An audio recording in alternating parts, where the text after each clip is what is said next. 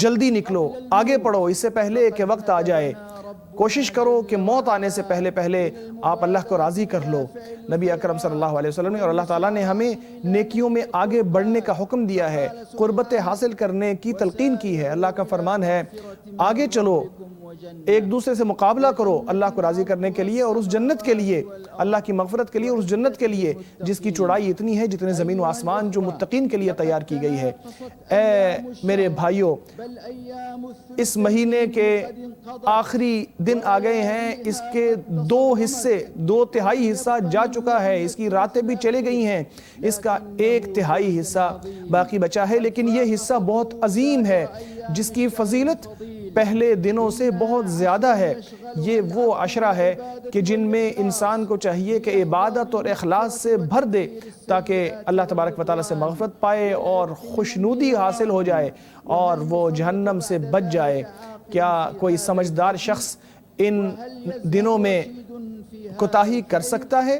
کوئی ایسا شخص ہے جو ایسی نعمتوں کو حاصل نہ کرنا چاہتا ہو؟ تو اے اللہ کے بندو، آگے بڑھو اور نیکی کے ہر میدان میں اپنا کوئی نہ کوئی حصہ ڈال دو۔ اس چیز سے بچو کہ غفلت والوں میں تم ابھی تک شکار رہو، غفلت والوں کے ساتھ غفلت میں پڑے رہو۔ اپنے بھائیوں کو بھی تلقین کرو اور خود بھی کوشش کرو کہ اپنے وقت کو قیمتی جانو اور اس سے استفادہ کرو، توبہ کی تجدید کرو، اللہ تبارک و تعالیٰ کے ساتھ خلوت کا وقت ہو جس میں اللہ سے مناجات کرو، اللہ تبارک و تعالیٰ کے ساتھ مانوس ہو جاؤ۔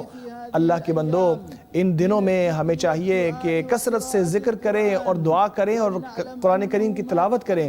ہمیں یاد رکھنا چاہیے کہ اللہ کی طرف جو بھی بڑھتا ہے، عبادت کرتا ہے، تو بہترین عبادت فریضہ ہی ہے، یعنی وہ فرض کام جو اللہ نے فرض کیے ہیں۔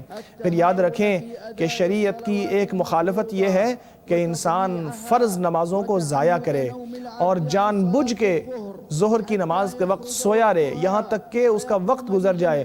اس طرح وہ عصر کے ساتھ اسے جمع کر کے پڑھے کیونکہ وہ رات کو جاگنے کی وجہ سے تھکا ہوا تھا اور اٹھ نہیں سکا۔ ہمیں یاد رکھنا چاہیے کہ جس طرح ہم تہجد کی نماز کا اہتمام کرتے ہیں، اس کے ساتھ ساتھ ہمارے لیے یہ بھی ضروری ہے کہ فرائض کا وقت ضائع نہ کریں۔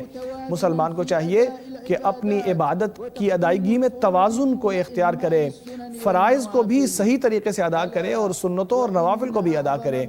سنو، ایک بدترین کوتاہی یہ ہے کہ جس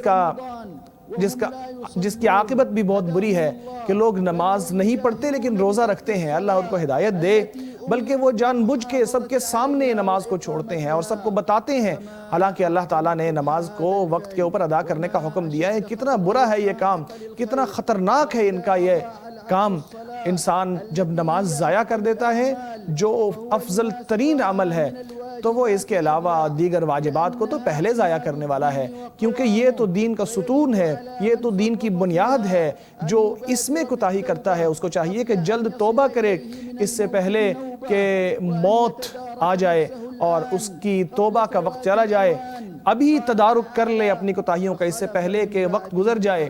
اللہ کا فرمان ہے ان کے بعد ایسے لوگ آئے کہ جنہوں نے نماز کو ضائع کیا اور خواہشات کے پیچھے چل پڑے، ایسے لوگ گمراہی کا شکار ہو جائیں گے، سوائے ان لوگوں کے کہ جو نیک کام کریں، توبہ کریں، ایمان لائیں، تو یہ لوگ جنت میں جائیں گے اور ان کے اوپر کسی قسم کا ظلم نہیں کیا جائے گا۔ اللہ کے بندوں، ہمیں یاد رکھنا چاہیے کہ ہم ایسی باتوں سے یا ایسی بات چیت سے دور رہیں جو ہمیں برائیوں کی طرف لے کے جاتے ہیں، گمراہی کی طرف لے کر جاتی ہیں۔ ہم اللہ تبارک و تعالیٰ کے راستے کو چھوڑ کر اپنی باتوں میں مصروف نہ ہوں، اپنے کانوں کو اور اپنی آنکھوں کو محفوظ رکھیں تمام حرام کاموں سے۔